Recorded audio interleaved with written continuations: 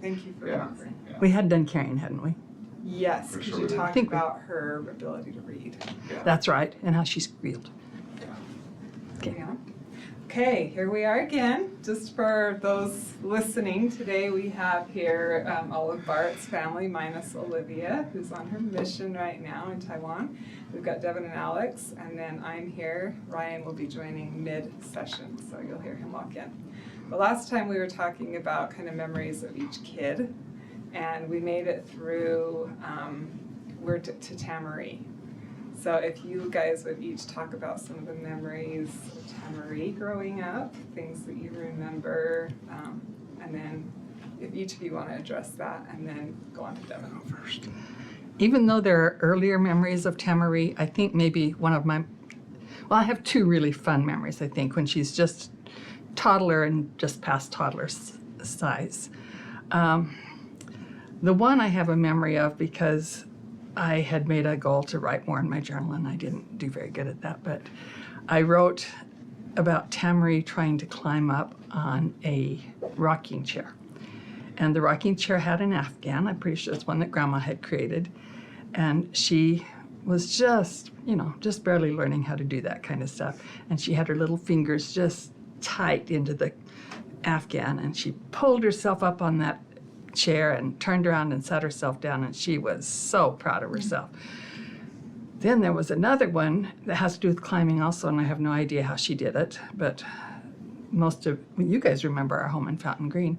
But somehow, even before she walked, she succeeded in climbing on top of our refrigerator. I think she had opened the oven door, but I still can't figure out how she got on top of the counter and clear up on the fridge. I never figured that out, but it was a scary moment. And that's before she was even walking. Even before she was walking. Wow. No, I have no idea. None of you were big enough to put her up there. But then the other experience I had, Tamari had just this fine little bits of hair, and she wanted to have hair like her siblings did. And she didn't have much. And Janae needed a haircut. And Janae always hated to get a haircut, and I would say, if you want it to keep growing good, you've got to let me trim it. It's not going to grow if you don't trim it. And so Janae begrudgingly let me trim her hair, and later that night, we were getting ready to go to a Cub Scout roundtable, I believe it was, or pack meeting, that's what it was, Cub Scout pack meeting. And we didn't have Tamari, and we ran, Tamari, are you ready? You ready? She says, yeah. And she comes out with this little lunch bag type of paper sack full of all her hair. She had taken scissors and cut everywhere she could, right to the scalp, so that her hair would grow. And how old was she at this time, would you say? I would say she was probably 2.5 at that point. So I remember you guys sometimes saying that Tam filled kind of the role of peacemaker in the family. Do you remember why? Probably just because she was so tender-hearted. She didn't want anybody to be mad. She didn't want anybody mad at each other. Interestingly, on that level, though, as far as overall peacemaking, I kind of think Brent was more the peacemaker. He tended to, I think, take the big brother role and try to keep everybody even keel, But Tamari was very much of one that wanted to make sure that people weren't sad, So. And what I remember about her was that, yes, she did have this demeanor of, I don't want to make everybody feel bad or anything like that, but she also had another side to her. Ooh, do tell. Yeah. You saw some of this. Well, a lot of it, some of it came out when she was, didn't you and Tam pass papers together? Uh-huh. Okay. Well, Other side, yeah. Tamari loved to be competitive. And she loved to say, okay, you take these, I'll take these, and we'll see who gets back home first. Mm-hmm. And she was a fireball as far as wanting to make sure she was home first, wasn't she? Oh, yeah. And so then I remember when we had moved to Nephi, she was with her. I wasn't aware that just how much she was getting into sports. She came home one day and she'd been with her friend and her dad, who was a Sperry coach of the high school basketball team, and he was showing them some things to do with basketball. She came home, all of a sudden she was fired up, we're ready to play basketball. And so, encouraging her to do that, but I thought, is this little mild-mannered girl, is she ready for what's going to hit her with high school basketball, even with girls? There's going to be shoving, pushing, elbowing, that kind of stuff. So I went to the first game and I went, oh my gosh, honey, look at her. She's in the middle, she's in the center, and she's going, like that too. And I'm going, and Candy's grabbing my leg and saying, settle down, settle down, settle down. Ref, can you see that she just got fouled? Get her off of her back when she goes up for rebound. And she actually liked it. She liked having her dad mouth off. Mouth off. But she also, when she Are you was going playing to talk about her still down the basketball. hall? Oh yeah, in our hallway. Yeah. I'm going to talk about that. Okay, go ahead. Well, she loved to practice doing her moves, and so if you were kind of like your mind somewhere else and you're walking down the hall, all of a sudden Tamara would jump out in front of you and go, Block you out. just like she's blocking or guarding a player who's trying to score a basket. And she wasn't just playing around either. She was determined that if you wanted to get past, you were going to have to fake her this way and then go around this way, or vice versa. And Tamara, I'm in a hurry. I got to get going. Well, just a second, Dad. Get around me. She was competitive as heck. And when she got on the basketball court, I'd say to Mom, is that the same Tamara I know? Because she was scrappy Yeah. and competitive and feisty. And I found that I didn't have to do a whole lot of screaming because she took care of the players that were fouling her and being a little too aggressive. Yeah. That's fun for me to hear because that all happened after I was out of the house. Yeah, So I don't yeah. have these memories, but it's I don't probably either. the same. Oh, So- yeah, she was. Seriously, anytime I'd be walking down the hall and we'd do this hip check thing and she'd be blocking, right? Shit. She gave you the hip check, didn't she? Oh, yeah. Yeah. She and I would do it till the point we were bruised. We'd have bruises on our hips, and just see who could throw the other one across the room essentially. It was crazy. And I can't tell you how many times we heard the doors cracking. I don't know how you two, or if we just did it when you weren't watching, but we would, slam the door and try to get in and, we'd be snapping. I remember doing that in Fountain Green though. Yeah. Even the Fountain Green doors, those would just really crack. Oh, those flimsy little doors. And pushing and seeing who could, lock out the other person anyway. Yep. So fun.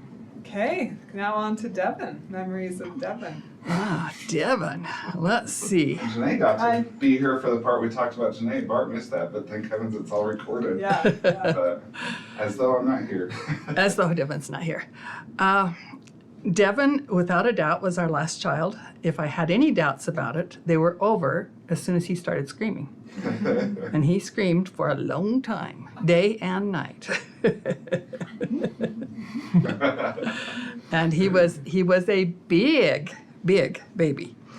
And since he never quit screaming, everybody that was old enough, I don't think Tamara had to do that, but everybody that was old enough got their turn holding the baby so I could fix a meal. Thank you. That's it. He's so heavy. Can Bart take a turn? Isn't it Janae's turn? Isn't it? You know, they just all hated that, but they also wanted to eat. So they would try.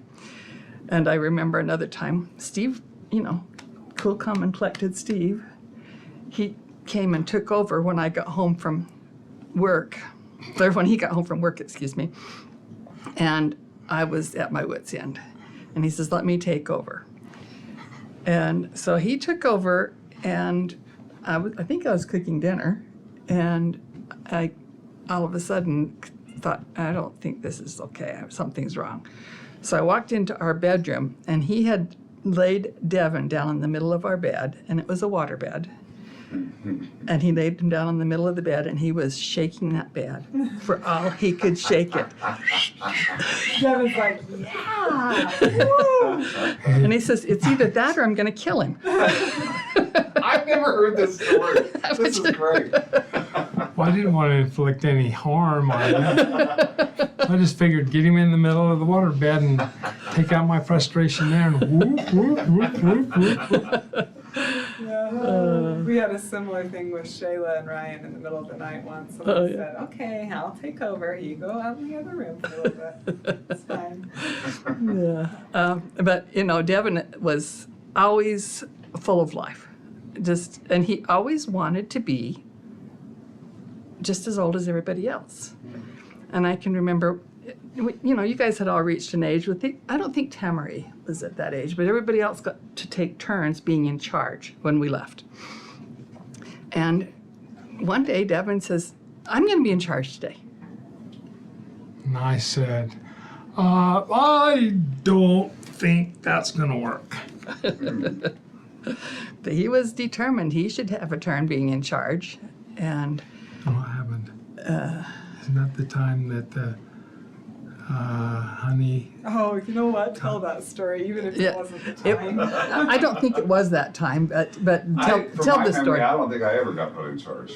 No, you didn't. You were the baby. Yeah, I mean, it makes sense. I get it now.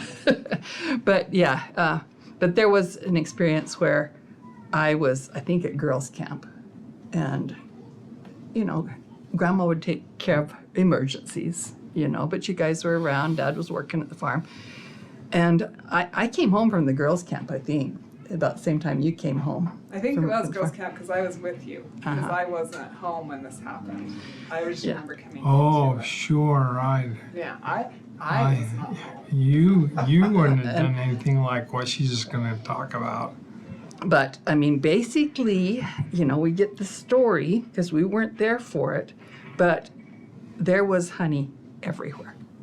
I think Devin started it from the stories we've heard, and he put the honey in Tamari's hair, and Tamari thought hair was like gum and that she was going to lose her hair over this, so she vicious came out, and I swear I was finding honey a year later.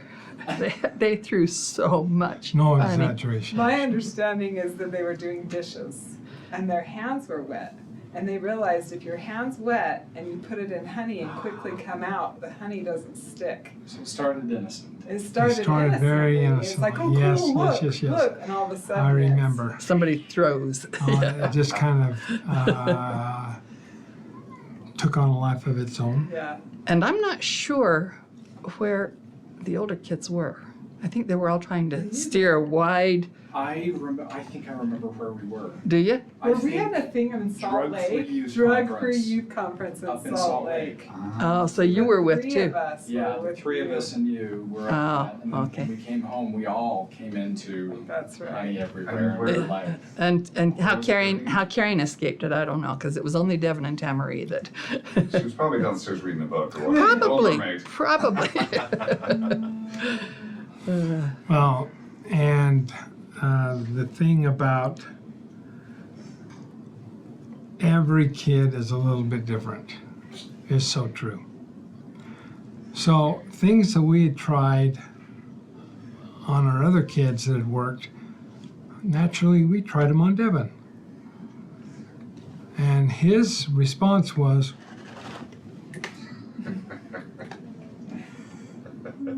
sit down at breakfast. He had this real mean, growly look on his face. Devin, you can either eat or you can leave the table. So, you're the one who did it. What, fit water? Oh, that was on stairs. He was coming up the stairs after some kind of a The stick, thing the like stick Oh, with, yeah, the, stay with stick your with the story. table first. that. Well, I thought that was where the glass water of came partly filled glass of water went into his face. Yeah, but it was on the stairs, so you must have taken off and still thrown fits. And so I just took a whole glass of water and threw it in his face. I think what it was is that worked. Yeah. And so Oh, at the then table. it turned into A fairly kind of regular jolting occurrence. out of his, Yeah. And it did work. But on the positive side, this is a kid who had his own mind. So we had made it, according to his birthday, he was not going to school. True. And then he got wind. Mr. Walker called me to make sure I wasn't sending Devin to school because technically he was old enough, but he was going to be the youngest in his class. So we both decided we don't want him to be the youngest in his class, blah, blah, blah, blah, blah. Not a real good rationale, but anyway, that's what it was. But Devin heard the conversation with Mr. Walker and he says, I can go to school. And he wouldn't let up on it. He would not was let up on it. relentless. So, Just, can I go to school multiple times a day? Am I going to get to go to school? Can I go to school? and so finally, 2 or 3 days later, but still before school started, we called Mr. Walker back and said, Devin's coming to school. And after we made that decision and he went to school, That was a we good never decision. once said, wish we hadn't sent him to school. He was a go-getter in school. He liked it. I got to tell you about the time that you called me at school Oh, and said, Devin is in the principal's office. At Fountain Green Elementary. and he's in second grade, right? No, when did Wasn't Mrs. Mrs. Justice. Mrs. Justice Justison. in second grade, right? Yeah. Yeah, okay. Do you want to tell this part? No, you can tell it. Well, as near as we So can remember. Candy is telling me on the phone. So Devin is in the why? Because he flipped off and used the same language his teacher. He flipped off his teacher. I didn't know what it meant. Exactly. You did not know what it meant. You were actually truly devastated when you realized what you'd said to her. But It really was.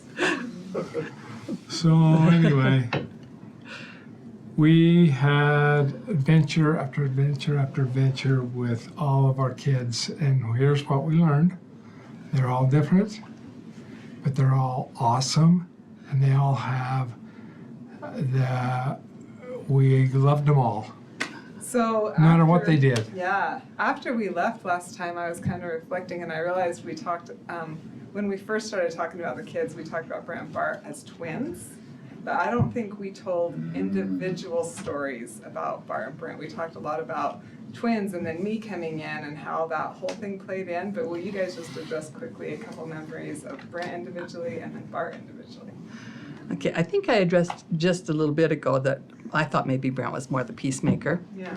And I think maybe the reason that I hold on to that, there was one day where everybody was getting ready for school. And for those of you who might not know this story, we had an Indian boy that lived with us for 3 years, wasn't it?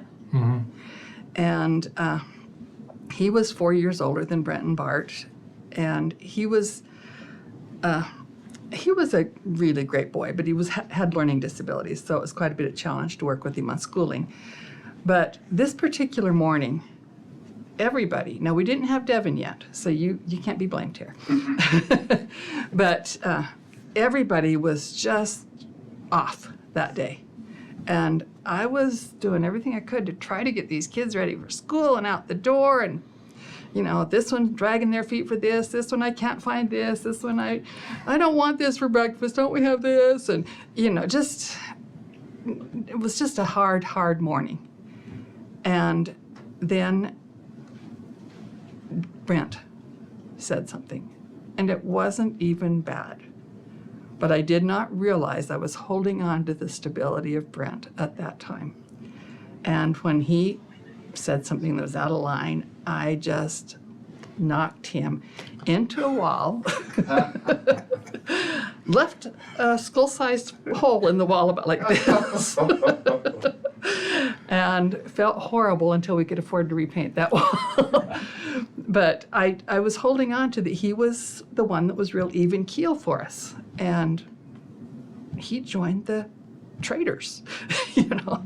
But he really was, he was the one who, when we had to share 3 bedrooms with 3 girls and 3 boys, he was the one who consented to share a bedroom with Tamarie, because nobody else would give in on that. And he did. He was really good that way. So. Bart followed in the steps of his dad in that he was a hoarder. Oh. Oh, yeah. Yeah. Well, see, we weren't exactly affluent. And so when we bought treats, these treats were We bought very individual. valuable. And in fact, we were always trying to sort out whether or not who got most of the treats. And it wasn't Dad. But like, for example, I come home from Sunday night was make no bake cookies night. And I would come home and there would be one little tiny Crumb. The edges all scraped away. and so anyway, but we stumbled on this great plan that we were going to divide up treats that could be divided up into individuals so that everybody felt like they got their part, and then You'd write the isn't names that right? on it. Mm-hmm. Right. we write names. the names on it. These were freezer treats. Freezer treats. And come to find out, somebody was taking treats and stashing them away. Treasures in they- times of scarcity. And help me with the last of the details, Bart. Maybe you can. Well, he couldn't let anybody know he was eating the treats, so he didn't want to have somebody else's treats get caught in the trash. So he would tuck it under his bed, and cleaning under his bed, and there's treats for somebody else under his bed. So. And didn't we find there were treats that we didn't know even existed, and come to find out, Bart had gone into the freezer and dug down in and had places where he stashed stuff. Well, I'll tell a story on ourselves. So I remember, I'm sure Bart remembers this too, on Fast Sunday, we would get like 3 spoons Not and a on can opener. We'd go down into the food storage room And get the and pineapple. open whatever looked good and just eat it into the storage room, and then shove everything, and then Mom would find these moldy opened cans of whatever. We'd be in there just having a chow down. One time, Karen put the can opener in the bottom of her laundry, and that's when we learned that she never got to the bottom of her laundry to do it, because I didn't have a can opener for months. So, anyway, But another Brent story for you. Oh, yeah. You tell a Brent story? can I tell one? Yeah. Tell your story about potty training. Unbuckling the. Uh-huh. Oh.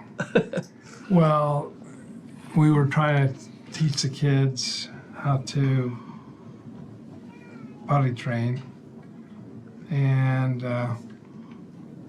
one of the things was after you get finished, then you take your pants and push them like this, and then push the two buckles together. That's the one. And Having premature babies does not have an advantage on that yeah, level. we were all new at this game of premature babies and what they can do and what they don't do and what they do that they shouldn't do, and this was a whole new game. So anyway, he came out and the bathroom, and he didn't have his buckle pushed tight. And I said, Brent, push your buckle tight. Have it snap it together. And he said, I tried and it won't. I said, sure it will. And I took it and I went snap and I pulled it apart and I said, so snap it shut. And he went, and he was really trying, and it was so frustrating to think, is he? Because you're thinking, what if he goes somewhere and he can't get his pants buckled up and they fall down or something? I don't know. But That was probably our earliest experience with learning that there are long-term effects of prematurity. and one of them is small motor. Yeah, the small motor skills. I can remember you actually saying, Bart, I think you said you were 29 years old before you felt like you caught up with yourself. Yeah. And you don't realize as you're going through that all the different things, but it played out on the playground. Kids would want to do things that these guys just did not have the motor skills yet to do them, and so they just didn't want to try that. But then they went to the piano and went dun dun dun dun dun dun dun dun. So much better than the rest of us. oh yeah, So much better than the rest. And so then we went, oh, okay. They're really good in some things and not quite the same in others. Mm-hmm. But it was very, very enlightening to. but Brent really did just thoroughly. He worked hard at trying to keep the peace in the home, and I felt like that was something he was really good at. He tried hard. He took it seriously. I'm thinking, don't you know you're only 3 minutes older than him? But he tried hard to keep the peace. And sometimes he tried to keep the peace. And this was one of the things with twins was, hey, you're not older than me. I don't care if you're 3 minutes older, but you're not in charge of me. Yeah. And they weren't. He wasn't. And so you guys got along a lot, but you also were like my brother and I, but we were 2 years apart. And that was things like riding down the road and, Mom, he's sitting in my space in the car. And we had a car that was like jammed with kids, and you're sitting over, you're on my side of the seat, and all kinds of stuff like that. Just Fun stuff of raising kids. fun stuff. Okay, Mom, do you want to address memories of Bart? Bart, let's see. I think Bart probably was way too hard on himself as far as school went, because he couldn't get past comparing, and Brent was competitive on school. And he could usually get just a little bit better grade, and Bart would really have a hard time with that. Is that the way you remember it? It wasn't that he was getting bad grades, it was that he was, they were, yes, So it was very like much trivial, like one comparison. question different. Or something. Yeah, it's like B and B minus, or just minor stuff, and everybody got good grades. But I do remember one time we were on our way over to the dentist. We had at least 2 kids in braces. Maybe you had your little dots on them too. I don't remember but we were on our way to the dentist, and it happened to be report card day. And I made up my mind that I wasn't going to say anything about how people did, because Bart always came out feeling bad. Well, that backfired on me because then everybody else felt bad because I didn't say anything about their good grades.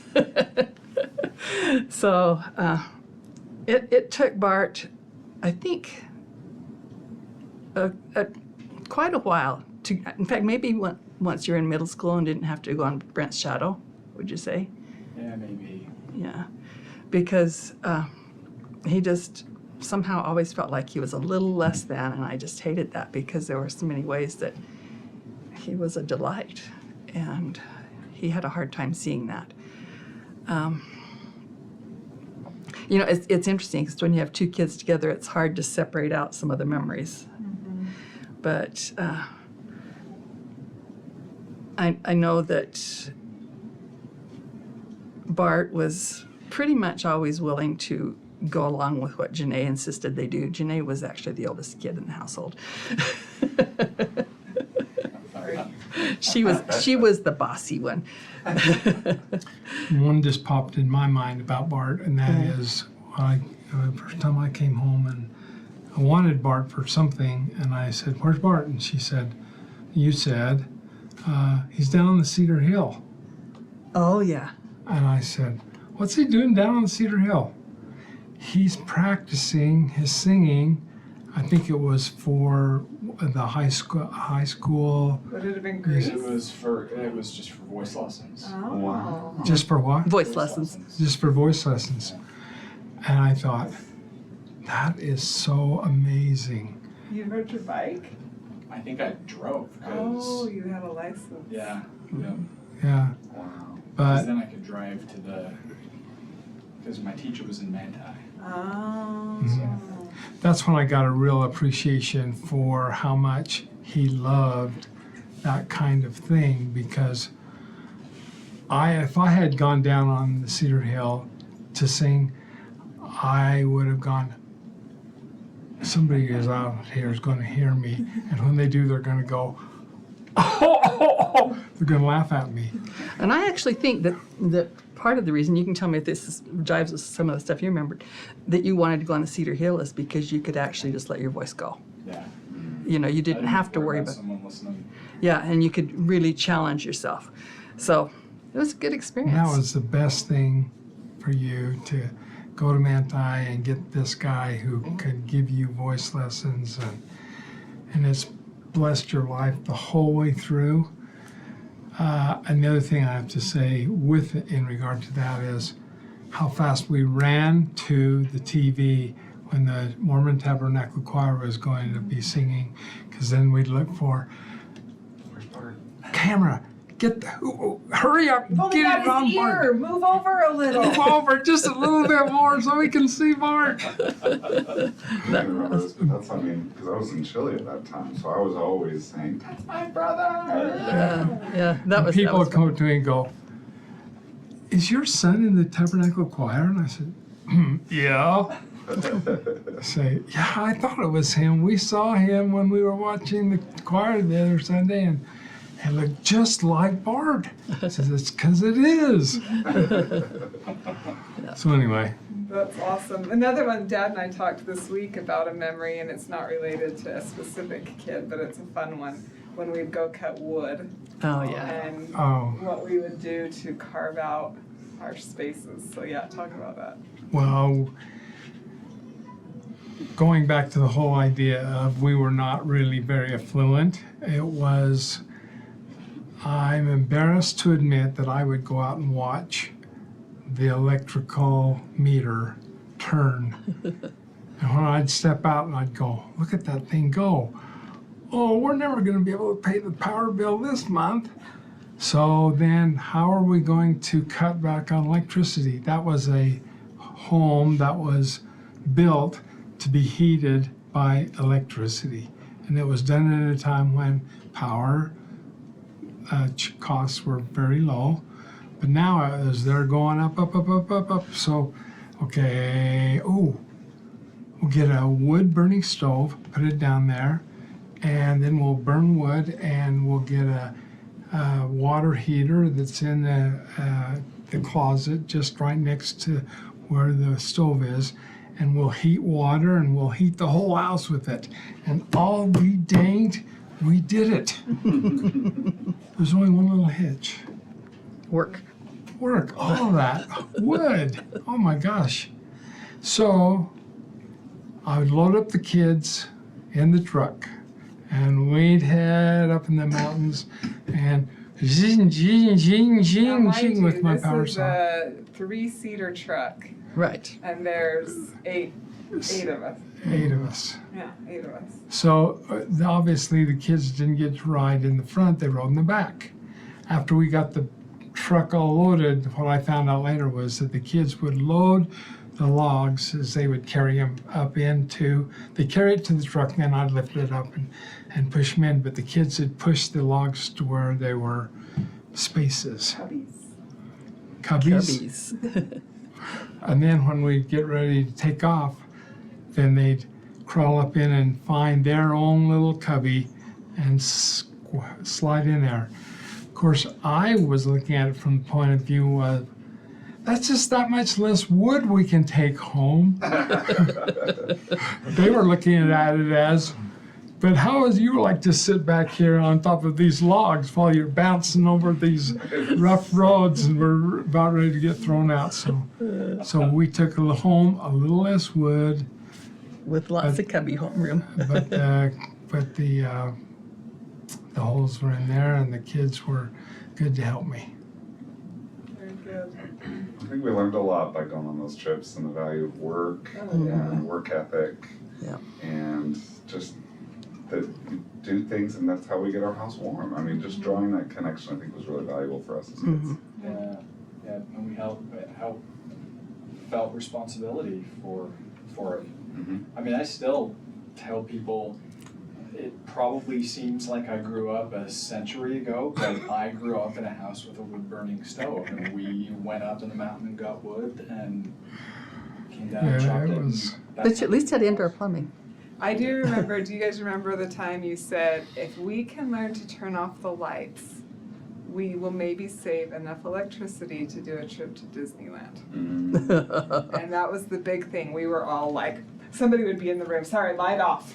You're gonna have to move together into another room so that we could conserve the money. And I can remember he would kind of pay close attention to how much time people were in the shower. And I had to sit with him one day and say, honey, you got to realize Karen has 2.5 times as much hair as everybody else in this family. You've got to give her enough time to get her hair rinsed out. Because he just wanted everybody in and out. I'm going to tell on myself since we're talking about that one quick thing, and that is there was also a time when the price of gas just went up into the $3 and $4 a gallon range, and that was back in that was back what? How many years ago? 30, 40. 30 years ago. And so about that time, we needed a car, and so Alan and Brenda Bailey came and asked us if we wanted to have their parents' car. It was an old station wagon. They were getting rid of it, and they said, "Do you know anybody that could use a car?" So they came and asked us, and I said, "Yeah, we'd a station wagon? Oh, well." I can fit everybody in. And it was a stick shift. Like everything else. So yeah. So I could drive that car up on the divide, get started down the other side of the divide going toward Nephi, and I would get up to 80 miles an hour. And then I'd turn the car off and coast 10 miles down the canyon and it was kind of like a badge of honor. I mean, I just think that, geez, I can't believe how He much. drove some people crazy on the road. The Goddamn turns saving. on 2 wheels. No, by the time I got to the turn, the car was going about 7 or 8 miles an hour, and there's cars behind me going, "What's the matter with this guy?" You know?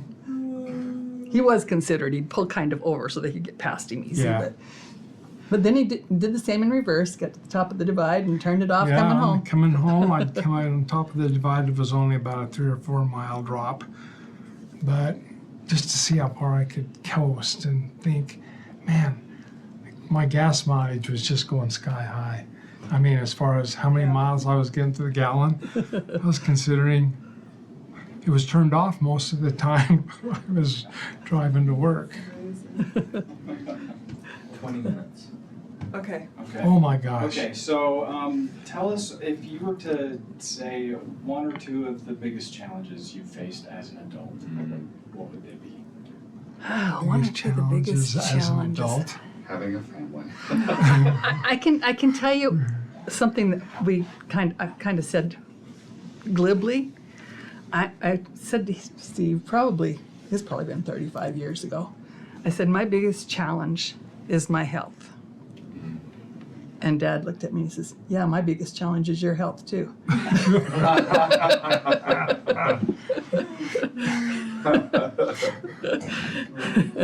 So I've had to learn. When her feet hurt, I knew it. And the bills.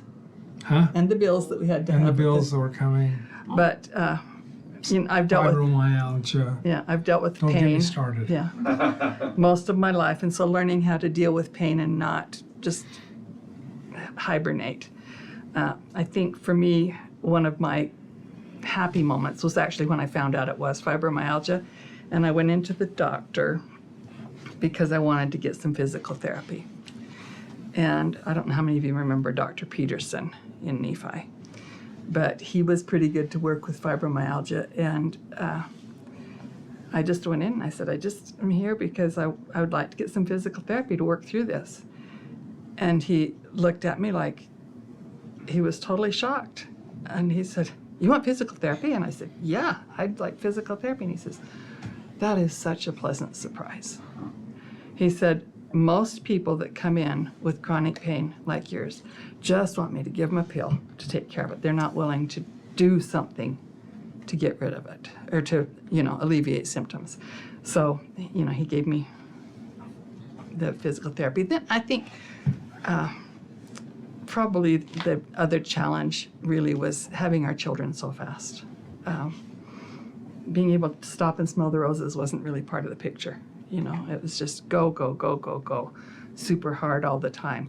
I love every one of our children, but, if I could have had a nice little... An extra 27 days in between them. Yeah, so, I was thinking about what did they call the ball? You can read the The future. little 8-ball that kind of pops. No, Oh, the yeah. clear one. Crystal ball. Crystal. If I'd had a Oh, yeah. crystal ball, I would have liked to have spaced them out more. But, there's also some really wonderful things about having had them close. The family developed some good, close, and strong relationships with that. I know, we felt like triplets and we were so close growing up. Real close. I loved it. Yeah. One of my challenges was like what you said, and it was I was a kid that liked to please. So I was always trying to please my dad, always trying to please my mom, always trying to please teachers. But there's a downside to the wanting to be a pleaser, and that is that you can't say no. And so with our kids and with school, which was a job that was not an 8 to 5 job, with people asking me to be on the city council, to volunteer on the emergency, on the ambulance. Fire department and ambulance, yeah.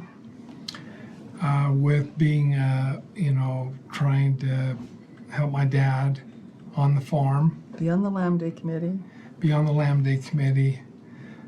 One day, I think it was at night, and I couldn't hold it in anymore, and I was crying.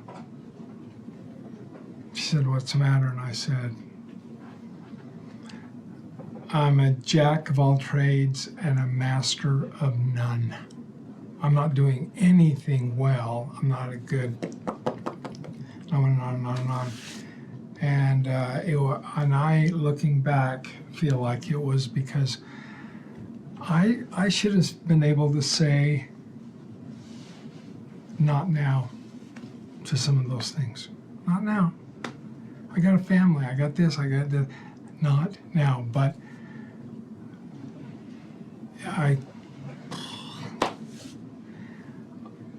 I should have been able to say to my dad, Dad, I can't help you on the farm now. We're going on up to Idaho. The kids are going. Candy's going. I need to go. I couldn't do it. I tried. I remember one time I was on the phone and I tried to say, I can't, and I couldn't.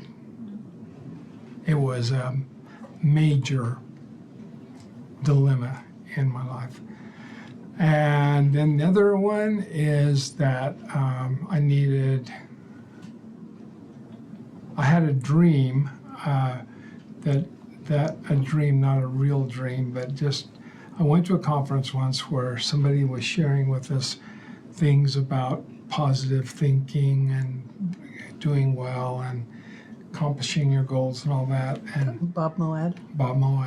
And I said to Mom after, I said, I would love to do for other people what he did for me. Because he got me excited about dreaming and trying things and stuff like that. And the time came when I started thinking I could do things like go outside my own classroom and go to other schools and be a trainer. And Mom was the reason I was able to do it. He had so much insecurity about whether he could do any of that. I just was afraid I was going to fail at it and not be able to do well. And she said, remember that guy? Bob Moat? And I said, yeah. If you want to, you can. And she was a real supporter when I would go, and if I had some ups and downs with it, she was very encouraging, and I really love her for that. I really appreciate her for cheering me on and being the person who said, Janae, you remember that little poem I told you I had once? Somebody said it couldn't be done. We were in the blueberry bushes in Oregon. And I was reaching up trying to get to him, and I said, as I was reaching, I said, somebody said it couldn't be done. But he, with a chuckle, replied, that maybe it couldn't, but he would be one who wouldn't say so till he tried. So he buckled right in with a bit of a grin on his face. If he worried he hit it, he jumped right in and tackled the thing that couldn't be done. And he did it. Janae got the biggest kick out of that, didn't you? Yeah. So in school, I would have kids memorize poems like that. And I even had kids afterward when they were graduated from school, and I'd run into them and say, David Stevenson,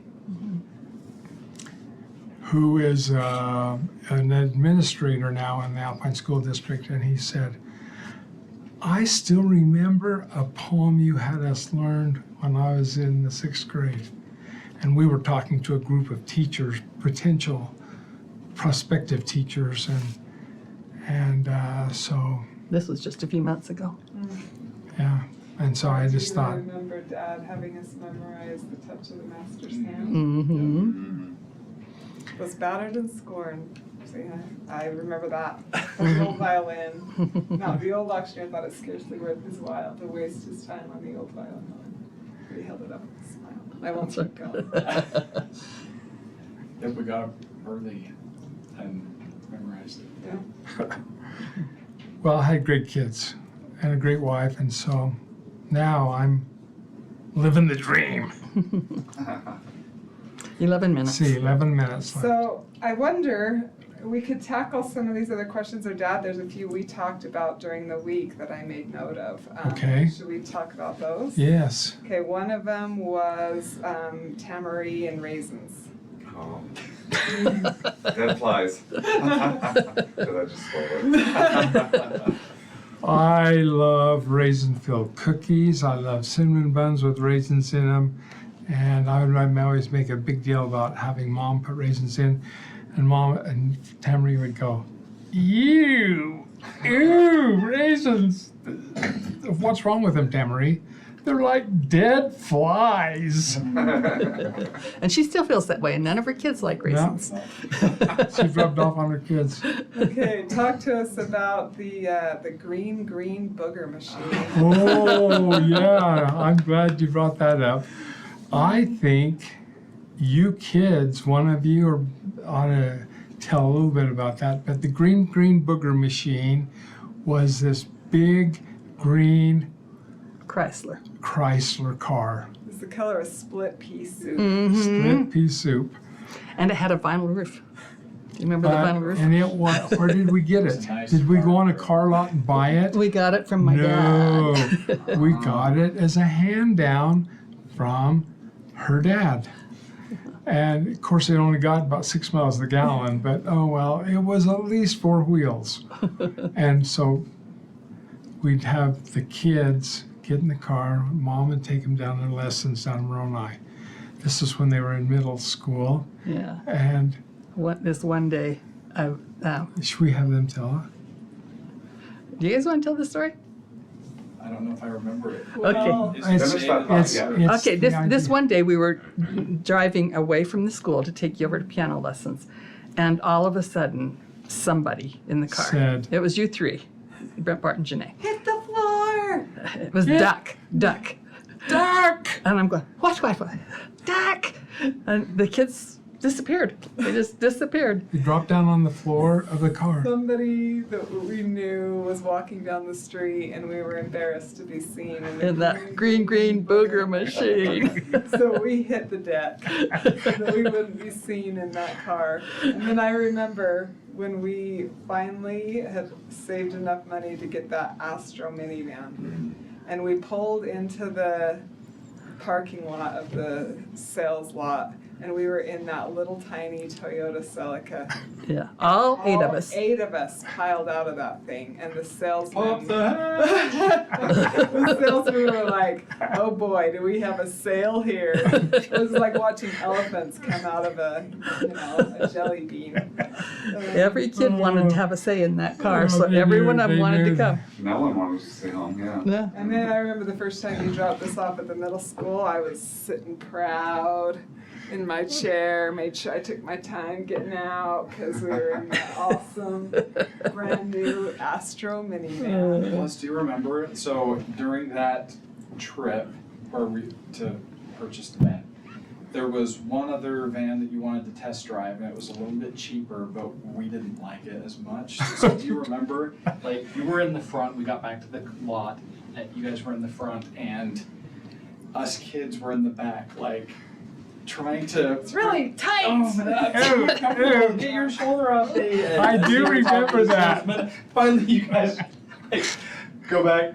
We're not getting this one, so you can lay off the theatrics. And we're like, God, because that's exactly what we were doing. Oh my gosh. Was it a maroon? Oh, plush It was maroon. It was maroon. interior. I remember that. Captain chairs in the front. Captain chairs in the front. Yep. We'd always been bench, so you could squeeze as many people. Yeah. Yeah, get a little bit tighter. Exhale. Squeeze. Yeah, that was a good one. What Okay, others? I have carrying. I just wrote carrying canning. Oh, yes. This is about do you want to tell us? Is it the zucchini one? Well, it's kind of the idea that they were, how much they hated it, and yet, When she lived in Virginia. and in and in Logan. Logan. And in She was doing it. But yeah, she adopted it you know, but as this younger kid, we were doing canning of some zucchini. We had quite a bit of zucchini. Surprise. But we never let anything waste. And Karen was cutting, but she was very mad that she had to do this, and she was so mad that she about cut her finger off, and so we went to the emergency room instead. But These kids would almost go to any length in order to say, See ya. can we interrupt this stupid activity like canning and pulling weeds out of a garden and all that kind of stuff? I remember, I don't know if Bart remembers this, but when we'd be canning peaches and we'd get one and the whole peach would split in half and there'd be the worm inside, inside the pit, and we would all, and Mom would say, bring it here, and Mom would handle the ones with the split pit and the worm. But occasionally, if you were lucky, when you're opening a can of peaches, you might see a floating worm in the juice. That was like that whole can.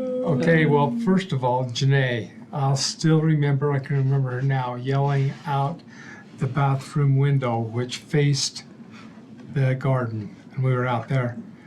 Mom, do I really have to come out? I'll even clean the bathroom. That includes the toilets. Okay. She would do anything not to come out and pull weeds out of the garden, right? Oh, true. You hated it. Hated it. So did we all, but you know. Yeah. And then, to our surprise, if you go to Janae's house today, guess what you will see? You will see the finest garden. But it doesn't have weeds. No weeds. She does it just like Earl Yeah. Allred used to say. If you pick them as soon as they poke their head through the ground, they're lots easier to take care of.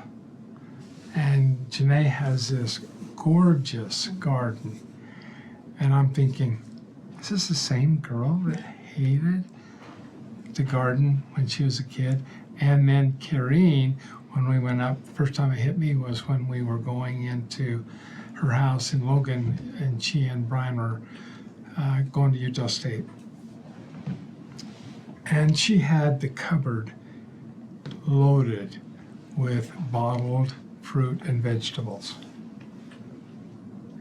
I'm thinking, what? Is this the same girl that hated everything that had to do with bottling or canning? So that just goes to show you, those of you who are watching this and we're dead, you're Oh, saying, come on. Alex. and you're thinking, look, our kids are like this. I don't like that. Just wait. They'll blossom. They'll become the most incredible people that ever walked the planet. So don't give up.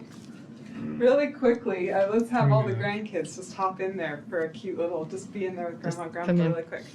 Come on, just squeeze in because you'll be on the video for just a second, just to show how big you were when Yeah, we did just- this video. yeah, just- And just say hi.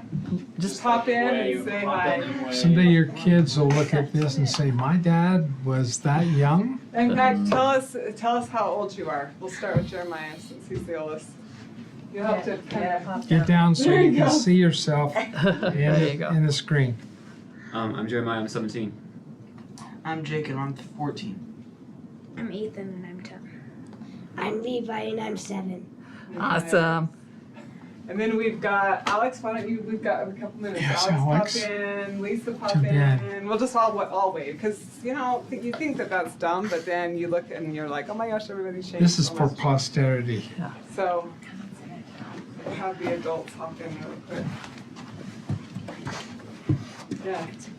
Yeah, Alex. How old are you?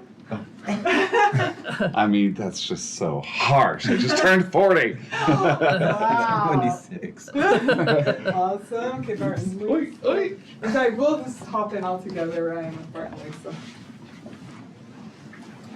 56, 55. And we're here. Our kids are not home right now, so it's just the two of us. Yep. And here we are. I just turned 50. I know. Big 50. 47. 48. 48? Awesome. Okay. Last 30 seconds. Yeah, we got 30 seconds. Okay, I just want to say something about, since we just all got to see grandkids and kids, there's a lot of stories to tell. We won't be able to tell them all about that.